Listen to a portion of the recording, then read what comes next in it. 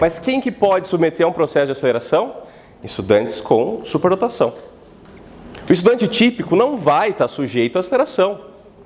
O problema é que, por vezes, e aí várias pessoas, pais, profissionais de saúde, educação, do direito, muito do direito, inclusive juiz, promotor, nós, profissionais, às vezes temos esse receio, por quê? Porque a gente pensa de um direito de uma pessoa atípica como se ele fosse típico. E aí que começa o processo de exclusão dessa pessoa. Numa palestras da Fran, ela trouxe esse gráfico aqui, começando pela BNCC, que é evidente, para o pedagogo, a BNCC é absolutamente fundamental e vai afunilando até chegar lá na nossa aula. Leis federais como um todo, que tratam de educação, vão orientar a BNCC e que, por sua vez, vai ter um instrumento jurídico aqui que algumas pessoas esquecem, que é simplesmente o mais importante que nós temos no Brasil, a Constituição Federal de 88. E é aí que a gente começa a falar de educação. O que esse gráfico nos diz? Qualquer coisa que venha depois da Constituição tem que estar de acordo com a Constituição. Então, quando a gente fala de superdotação, onde começa, a Constituição, propriamente dita, não fala sobre superdotação.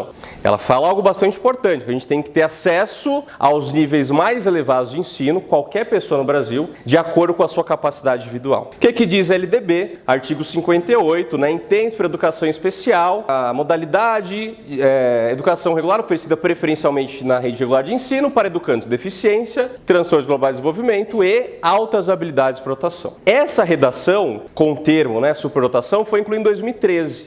E quais são os direitos, sobretudo baseado na LDB? A maioria de vocês já sabem, Vou falar brevemente. Então, começa na educação infantil, quando a criança põe um pezinho dela, no primeiro ambiente escolar que ela frequenta, educação infantil vai começar ali. Educação especial, artigo 58, parágrafo 3º da LDB. Professor especialista, Então, toda e qualquer instituição, pública ou privada, tem que ter esse professor com especialização adequada em educação especial. Denner tem que ser especialista em superdotação? Não, infelizmente não. Em educação especial, que vai abranger superdotação e pessoa com deficiência. Então, muitos profissionais dos últimos anos se capacitaram, por exemplo, em relação ao autismo. A gente vê muito profissional nas escolas especialista em TEA. Além da especialização em educação especial, vai por conta, ou com o apoio da escola, se especializar em autismo. E a gente sabe que tem pouquíssimos especialistas em superdotação. Fran, me corrija, mas para fazer um PEI para um superdotado e para fazer um PEI para uma pessoa com deficiência, são caminhos totalmente diferentes. Plano educacional individualizado, o famoso PEI. A LDB diz que, para os estudantes superdotados com altas habilidades para dotação, precisamos ter currículos, métodos, técnicas, recursos educativos de organização específica. Qualquer oportunidade que alguém me procura, eu pergunto, você tem provas disso? Denner, eu pedi o PEI. Tá. Que dia, que hora, para quem? Até para segurança, para a própria escola. Porque a gente sabe que tem escola muito boa, mas às vezes não tem aquela assessoria necessária para também ajudar aquele estudante. Então, às vezes a escola tem boa intenção, mas falta ali essas provas de que a escola fez a parte dela. Sala de recurso multifuncional, todos vocês sabem, no contraturno, não pode ser no mesmo horário da aula, porque senão eu começo a tirar esse estudante da sala de aula e vou criar um ambiente de exclusão, certo? Isso é bastante importante. E aí, aceleração de série, onde começam algumas divergências. Como funciona o processo administrativo? Primeiro, a família solicita, óbvio. Primeiro eu faço a avaliação com o psicólogo, avalio, inclusive a questão de maturidade, se for o caso. O psicólogo vai fazer essa sugestão ou não de aceleração. Pode passar no médico, no neuro para complementar isso, mas não é obrigatório. No pedagogo externo, com essa documentação que sugere ou que indica a aceleração, pede para a escola. O que a escola vai fazer? Pressupõe até que ela já tem, às vezes, o PEI, porque eu não preciso de laudo para iniciar a construção do PEI.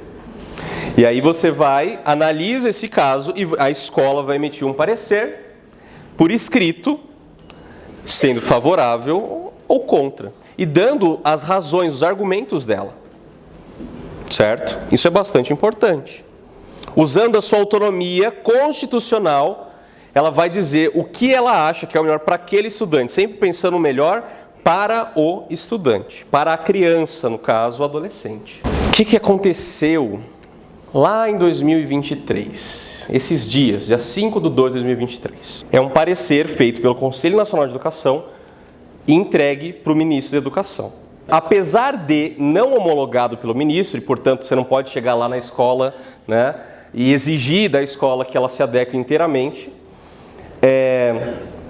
a gente tem esse parecer que pode, com certeza, guiar tanto a escola em mudar por conta suas políticas, quanto decisões judiciais e o próprio Ministério Público nos seus pedidos, certo?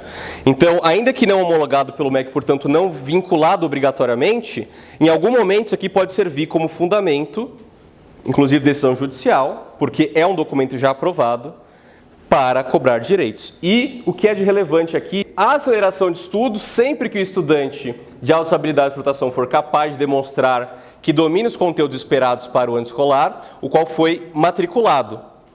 E uma coisa que a gente sempre falou e por vezes a gente vê barreiras gigantescas, né? Destaque-se que o avanço em qualquer fase, quando necessário, inclusive em mudança de nível de educação infantil para fundamental, e vai até mais. Ou seja, eu posso fazer avanço do infantil para o fundamental, segundo o Conselho Nacional de Educação.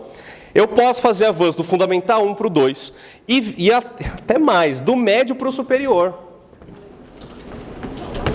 E diz que isso só quem pode fazer é especificidade exclusiva dos estudantes superdotados.